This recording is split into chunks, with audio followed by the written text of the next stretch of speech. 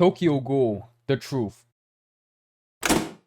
It's so sad what happened to this thing. In 2012 to 2014, edginess was something that anime fans love. We love sadness. We love tragedy. We ate that up like how I be eating Taco Bell on a Sunday. In every single genre, characters kept on dying. The romance was sad. The fighting show was sad. Even the stupid fun isekai had sad moments. Why? Why did you have to die, Sachi? Why did you have to go? But through all the tragic shows and events, Tokyo Ghoul took the top spot. It blew everything out of the water and had everyone on their seat. Man just wanted some booty and ended up being tortured. She wasn't even that hot for him to go through all these issues. If it was her though, it'll be a different story. She can torture me anytime, alright? That's all I'm gonna say. Tokyo Ghoul is dark. It's so sad and it's so edgy in a way, but that's what makes people eat it all up. Even the opening Unravel was so sad and showed what the viewer is feeling when watching this show. Anger. Kaneki in his teen years, living alone, no parents to look out for him, nobody to really love him. He only really reads books to pass the time. Of course, with his luck, the psychotic ghoul chick wants to hunt him down. This man really believed that she likes the same type of books that he does. This should be automatically a red flag. A hot girl sitting right next to you reading the exact same book as you and comes up to you. You should run immediately. After watching this scene for this video, I still wonder how these pipe managed to kill her, one of the strongest ghouls of all time. That should not be happening. The pipe should not do any damage to her. After that, Kaneki has to go through surgery, like really painful surgery. He goes through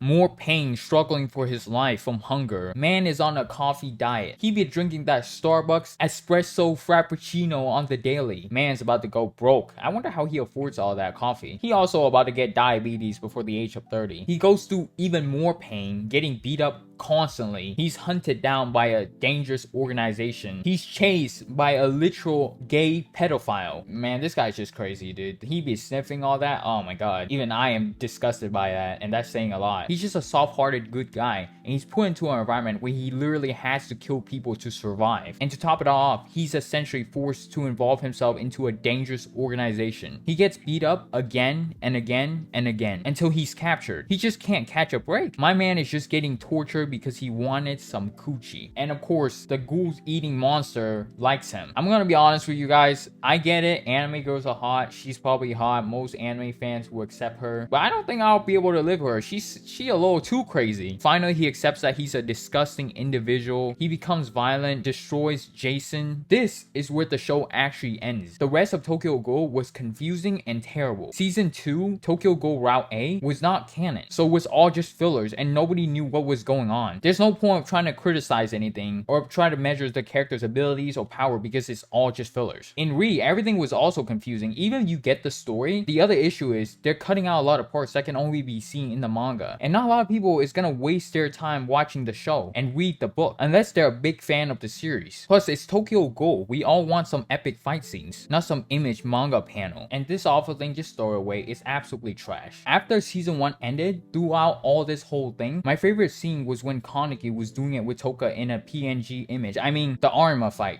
Yeah, the Arma fight. Or maybe when Kaneki decides to wake up and like has like that dark hair look. Or when she socials her body, but that's just me being horny though. And the Arma fight was absolutely whack. The truth is, season 1 was the end of Tokyo Ghoul. The rest was doomed to fail. If you look at Sui Ishida's statement, when season 2 came out, he wanted to go down a different route. Where he didn't even know what was going on. He didn't even know where he was going. The studio pushed to follow the actual story in the manga. But my man wanted to head in a different direction where he didn't know where the story was headed. All the author had to do, which is follow the money. If the author didn't even do anything, if he just let the studio do the work and let the cash roll in, it would have been one of the greatest anime of all time. And he still found a way to screw all this up. From all we know is that the author wanted Kaneki's best friend Hide to die at the end. Oh my god, can we just cut this man some break? All he wanted was to read some book with some pretty girl and the coochie, and he's literally carrying his friend's dead body into a fight that he cannot win. There was no plan for Route A. The author just said whatever happens, happens. Let's just go along with it. No wonder why this anime sucked and died. The person who made it didn't even care. Usually, I would like it if the author who made the series get full control over how it's gonna be adapted. People don't want no studio or investors to stick their nose into something that they have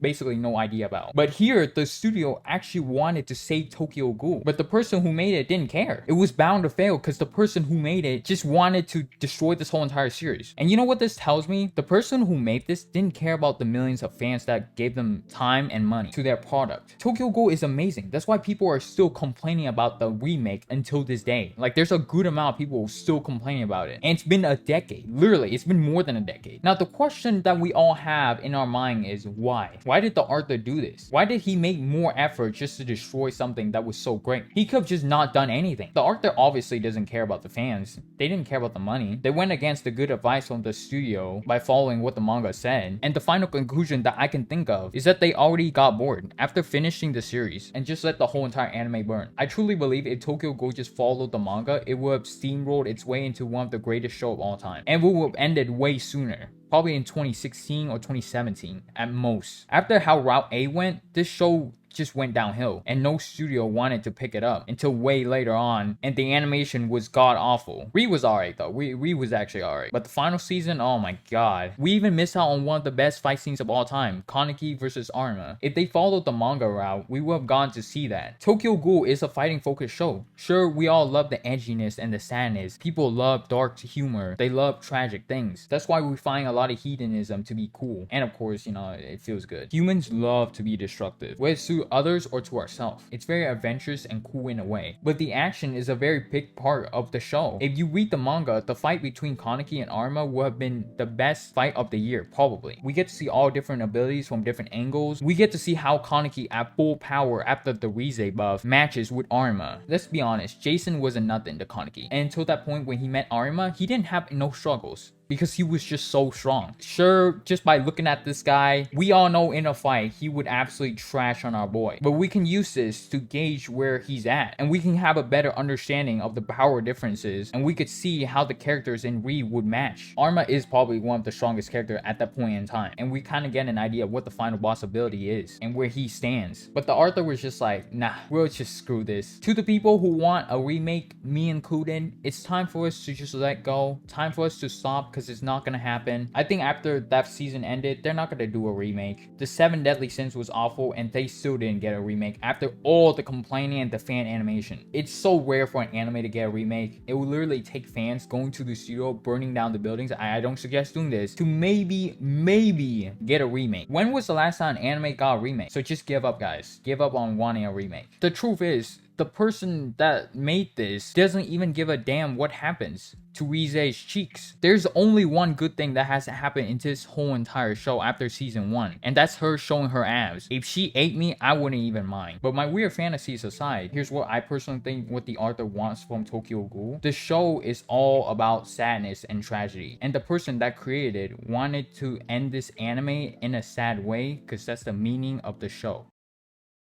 Oh yeah, she can eat me and step on me anytime.